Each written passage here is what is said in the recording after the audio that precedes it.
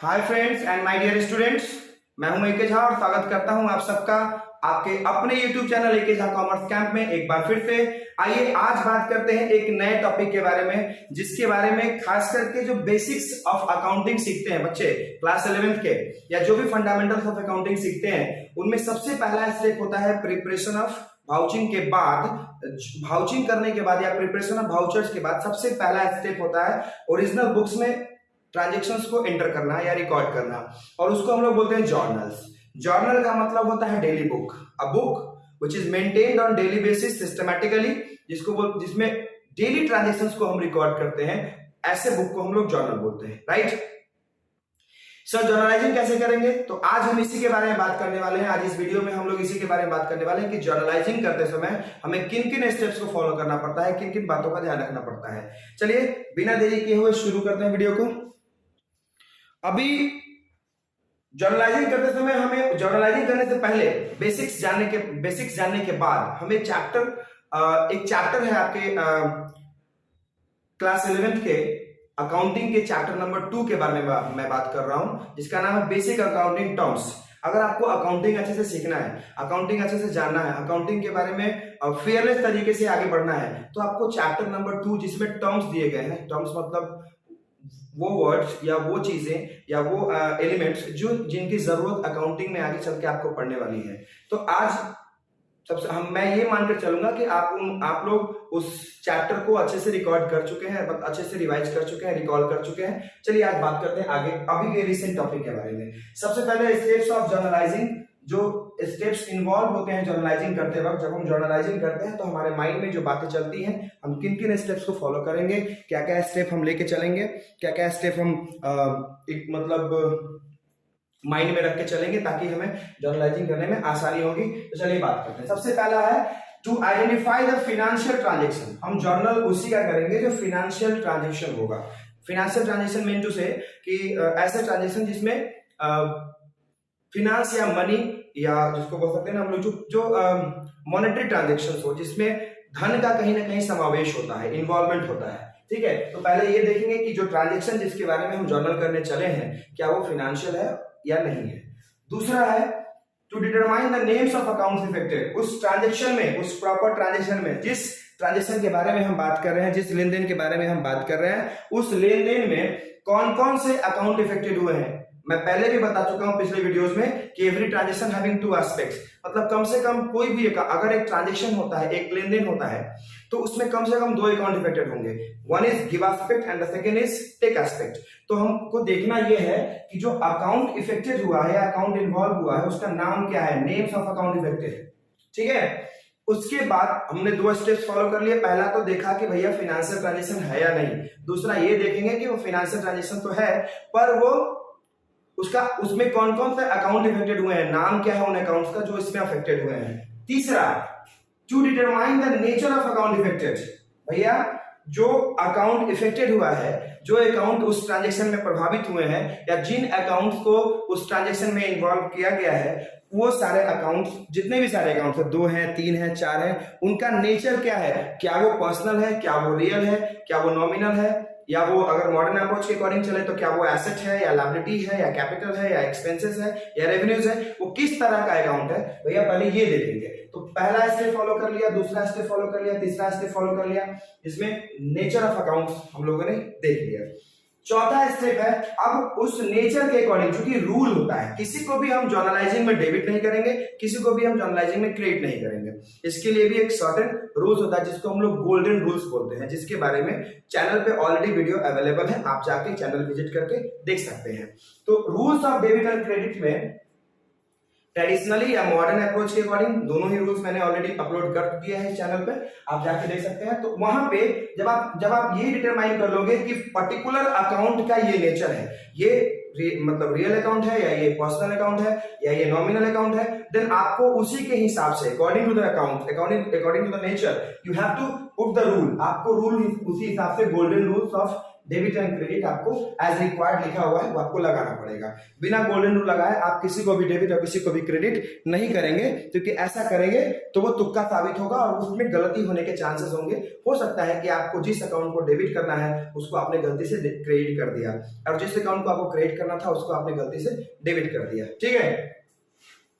Then next बात करते हैं, उसके बाद जब हम गोल्डन रूल अप्लाई कर देंगे तो हमें एग्जैक्टली पता चल जाएगा कि कौन अकाउंट डेबिट होने वाला है और कौन अकाउंट क्रेडिट होने वाला है। उसके बाद हम उस अकाउंट को जब हम आइडेंटिफाई कर लेंगे उसका नेचर, रूल अप्लाई कर देंगे, उसके बाद हम क्या करेंगे, do the entry and pass the entry, do the entry या pass the entry and carry forward. Entry करेंगे और आगे बढ़ेंगे, राइट।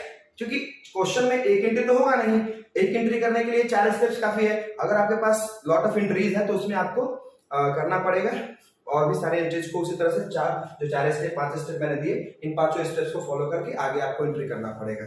एग्जांपल के लिए हम 2 एंट्री करेंगे और फॉर्मेट देख लीजिए। जर्नल में 5 कॉलम्स होते हैं। पहला कॉलम होता है डेट का, दूसरा कॉलम होता है पर्टिकुलर का, तीसरा कॉलम होता है एलएफ का, चौथा कॉलम होता है अमाउंट का जो डेबिट अमाउंट होता है, और 5वां कॉलम होता है अमाउंट का ही जो कि क्रेडिट अकाउंट होता है, क्रेडिट अमाउंट होता है, ठीक है। अमाउंट के 2 कॉलम होंगे, एक में डेबिट अमाउंट लिखा जाएगा, एक में क्रेडिट अमाउंट लिखा जाएगा, राइट।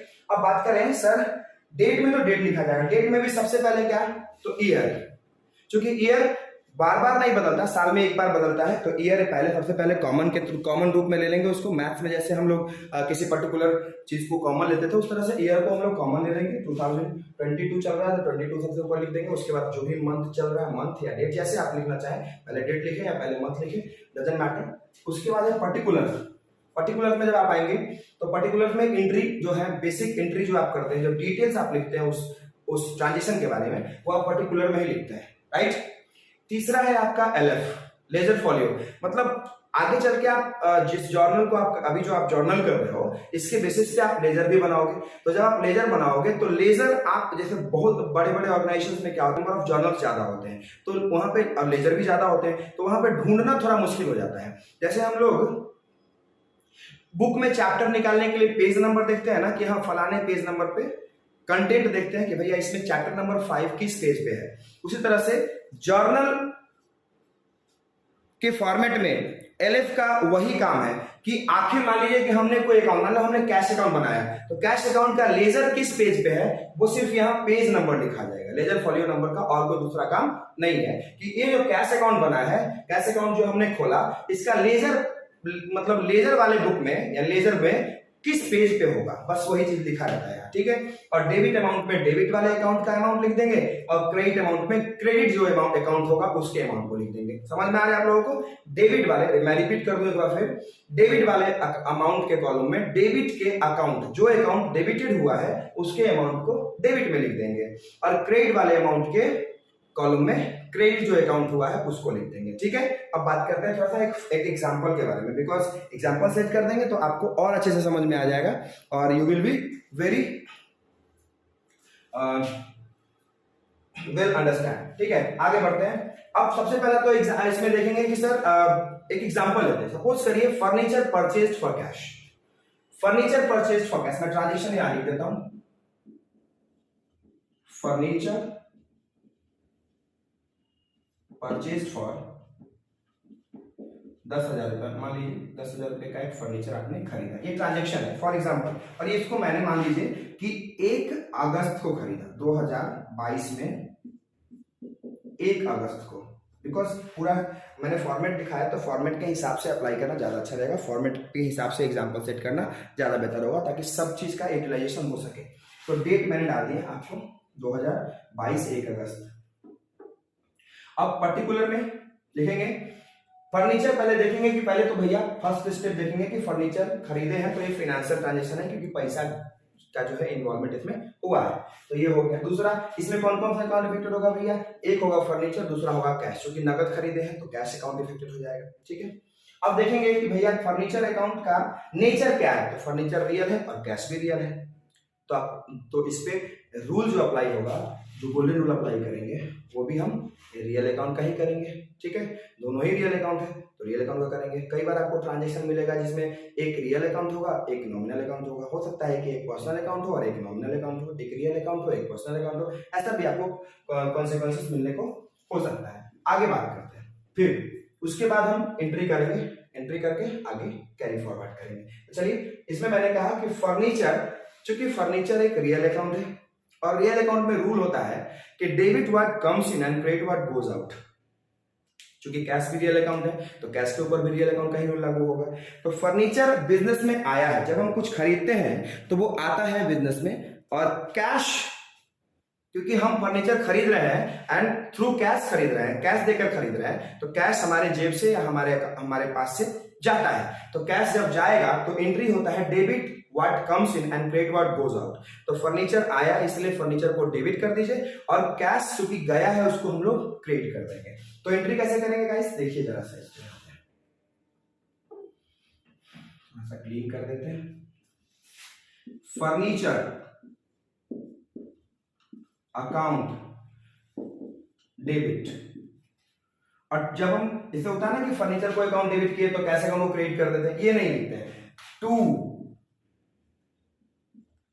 कैश अकाउंट, यहां पर हमने डाल दिया, यहां लिखेंगे 10,000 रुपए। अकाउंट में देखिए कैसे लिखेंगे, डेबिट के अमाउंट के सामने डेबिट के अकाउंट के सामने डेबिट का अमाउंट, और क्रेडिट के अकाउंट के सामने क्रेडिट का अमाउंट। ये ब्लैंक रहता है, ठीक है, ये खाली रहता है, ठीक है, सामने सामने नहीं लिखते हैं। नरेशन करेंगे, नरेशन में आप बीइंग या फॉर का यूज कर सकते हैं। फॉर परचेज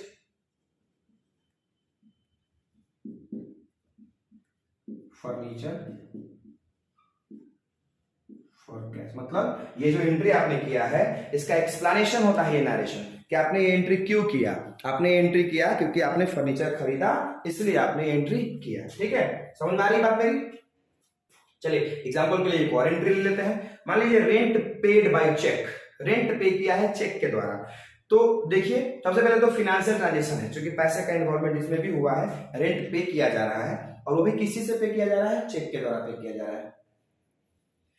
तो गर्मी ज्यादा है कुछ, तो देखिए चेक के द्वारा रेंट जब पे किया जा रहा है तो दो अकाउंट इफेक्टेड होगा। सबसे पहले तो फाइनेंशियल ट्रांजेक्शन है, ये स्टेप फॉलो हो गया। दूसरा स्टेप होगा determine the names of accounts affected, उसका जो अकाउंट इफेक्टेड हुआ उसका नाम, भैया नाम, उसमें दो अकाउंट इफेक्टेड होगा, रेंट और बैंक। क्योंकि चेक से दिए हैं तो बैंक इफेक्टेड होगा, कैश नहीं जा रहा अपना, ठीक है। तीसरा स्टेप फॉलो करेंगे nature, rent is a nominal account as per traditional approach, it is a nominal account, and bank is a personal real account, because bank, हमारा बैंक बैलेंस के बारे में बात करें। जब हम बैंक पर्टिकुलर बैंक के नाम की बात करते हैं, बहुत सारे बच्चों को कंफ्यूजन होता है कि सर बैंक पर्सनल है और रियल है, तो बैंक बैलेंस की जब बात करेंगे तो बैंक बैलेंस हमारा एसेट है, दैट्स व्हाई उस टाइम हम उसको रियल अकाउंट समझे तो ज्यादा अच्छा है। लेकिन जब किसी पर्टिकुलर बैंक के नाम की बात होती है तो वहां पर्सनल लिखेंगे, ठीक है। समझ में आ रहा होगा मुझे लग रहा है आप लोगों को। तो नेचर ऑफ अकाउंट इफेक्टेड में देखेंगे कि भैया ये पर्सनल है या रियल है या नॉमिनल है, ठीक है, ये चीज करेंगे। तो rent is a nominal account and bank is a real account. अब देखेंगे कि रेंट है नॉमिनल अकाउंट, तो नॉमिनल अकाउंट पे नॉमिनल का रूल लागू होगा। नॉमिनल अकाउंट का रूल होता है debit what comes in and credit what goes out, debit all expenses and losses. Sorry, मैंने पहले जो बोला वो रियल का रूल था, तो कंफ्यूज नहीं होने का है। पहला है debit all expenses and losses, nominal account का रूल होता है debit all expenses and losses and credit all incomes and gains, मतलब जो भी खर्च है, जो भी व्यय है, जो भी पेमेंट है उसको डेबिट करेंगे। तो रेंट जब पे करते हैं तो रेंट को डेबिट ही ना करेंगे। तो यहां पर कर लीजिए, मान लीजिए कि 5 तारीख को रेंट दे रहे हैं,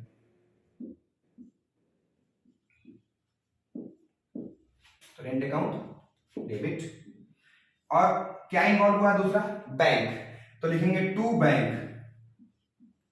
अब सर एक अकाउंट डेबिट हो गया है, दूसरा को ऐसे ही क्रेडिट कर देंगे तो चलेगा?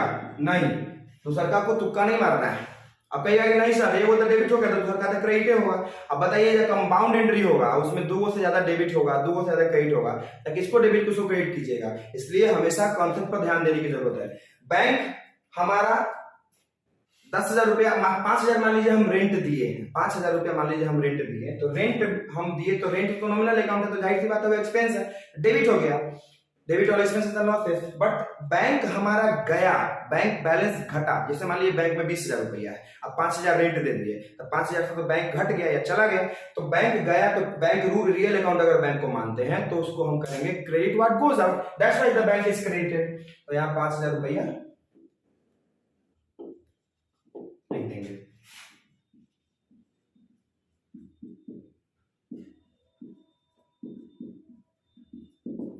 ठीक है, एक्सप्लेनेशन काफी है। बीइंग रेंट पेड या फॉर रेंट पेड, ये जो एंट्री आपने करा है ये आपने क्यों करा, ये इसलिए किया क्योंकि आपने रेंट पे किया है। अब जैसे मान लीजिए ये हो गया, अब जर्नलाइजिंग करते हैं। मान लीजिए जर्नलाइजिंग में एक पेज में ही आपका सारा जर्नलाइजिंग हो जाता है, तो आप वहां पे टोटल लिख के छोड़ देंगे।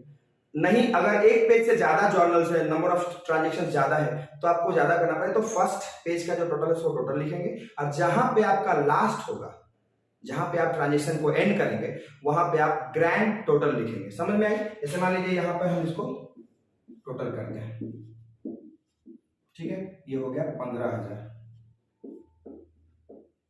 एक बात का ध्यान है, ऑलवेज आपका डेबिट बैलेंस क्रेडिट बैलेंस के साथ मैच करना चाहिए। It's okay. ये रहा जर्नल का मेरे हिसाब से शॉर्ट में बहुत अच्छा एक्सप्लेनेशन था। आपको आई होप समझ में आया होगा।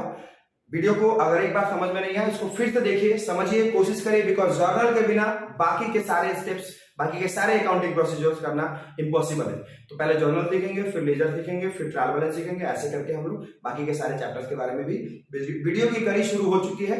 दैट्स व्हाई आप डोंट वरी, मैं कंटिन्यू करूंगा जहां तक हो सकेगा। एक एक क्वेरी, एक एक डाउट बच्चों का क्लियर करूं, इसके लिए आप बेफिक्र रहें। अभी वीडियो देखें, अच्छा लगे तो लाइक करें, सब्सक्राइब करें, शेयर करें, और अगर नए हैं चैनल पे तो सब्सक्राइब भी कर दें और बेल आइकन को भी हिट कर दें, और जहां जितना ज्यादा से ज्यादा हो सके फ्रेंड्स के बीच में चैनल्स को, वीडियोस को शेयर करें। Thank you, bye.